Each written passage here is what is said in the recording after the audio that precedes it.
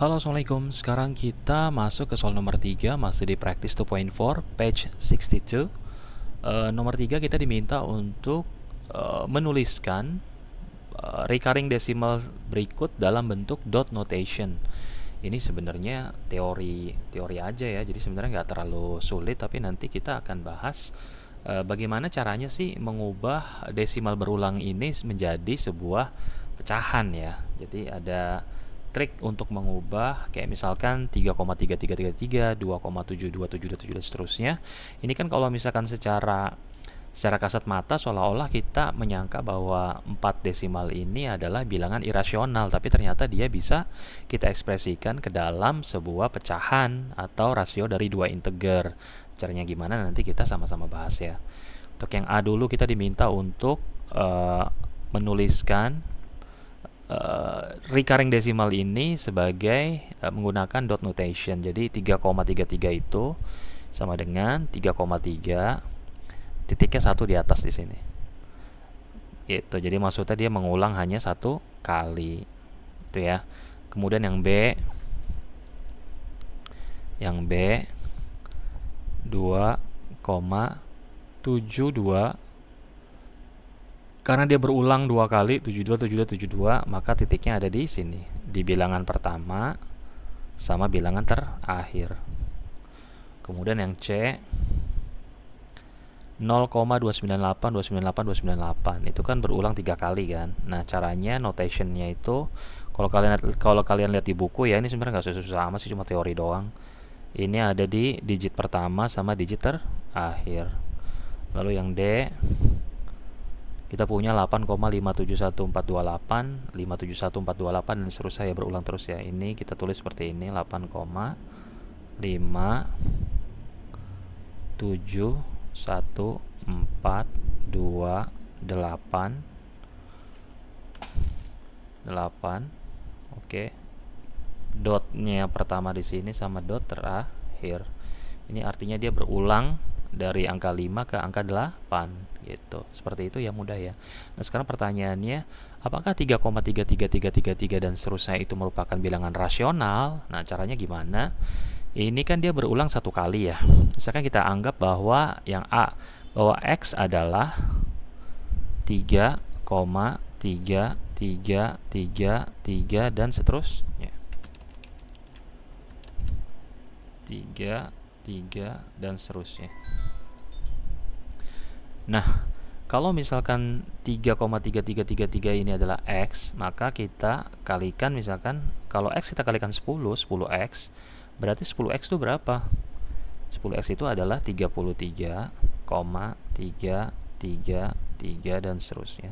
Tujuan kita mengalihkan dengan 10 supaya koma yang berulang ini nanti kita kurangi, dia jadi hilang. Makanya kalau misalkan kita ingin mengubah dia menjadi suatu pecahan, ya kan, membuktikan bahwa dia rasional atau enggak, kita kurangilah si 10X. 10X kita kurangi dengan X. Hasilnya berapa? 9X. Lalu 10X itu berapa sih? 10X adalah 33,333 dan seterusnya. Lalu X itu berapa? 3,333 dan seterusnya. Ini kalau kita kurangi juga 10X 33,333, X-nya 3,3, kita dapatkan 30. 0,33333 yang berulang tanpa henti ini, infinity, dia akan habis. Jadilah 9X sama dengan 30. Kalau 9X sama dengan 30, 9X sama dengan 30, maka X itu berapa? Maka X, karena X adalah 3,333, itu sama dengan 30/9, atau sama dengan 10/3, atau sama dengan 1/3. Jadi 3,33333 merupakan bilangan rasional gitu. Nah, sekarang pertanyaannya yang C deh, gimana caranya kalau misalkan dia berulang 3 kali? Kalau dia berulang 3 kali, triknya hampir sama, tapi dia kita kalikan pengulangannya berapa kali? 3. Kalau 3 berarti kita kali 1000. Nah, kita ulang dari awal lagi ya untuk yang C. Misalkan X adalah 0, X adalah 0,298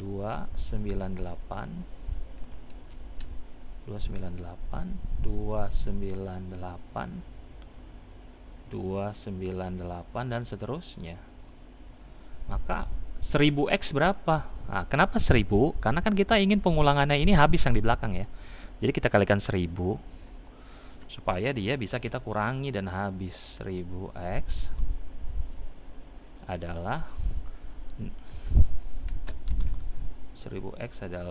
298,298 dan seterusnya. Makanya kalau misalkan kita ingin mengubah dia menjadi pecahan, berapakah 1000x dikurang x? 1000x kalau kita kurangi x ya dia jawabannya 999. Kita kurangi, ini sama dengan, ini sama dengan, ini hasilnya 999x. Tuh, ini adalah 298,298 berulang terus. Ini adalah 0,298,298. Seterusnya. Ini seterusnya. Maka ini kalau kita kurangi hasilnya adalah 298. Berarti berapa x-nya? Jadi x-nya adalah sama dengan 298 per 999. Gitu. Ini bisa disederhanakan nggak? Ini bisa nggak dibagi 3? 298 dibagi 3 dapat 27. 28 nggak bisa ya, ini nggak bisa dibagi, nggak bisa disederhanakan ya. Tuh jadi 298 per 999 sama dengan 0,298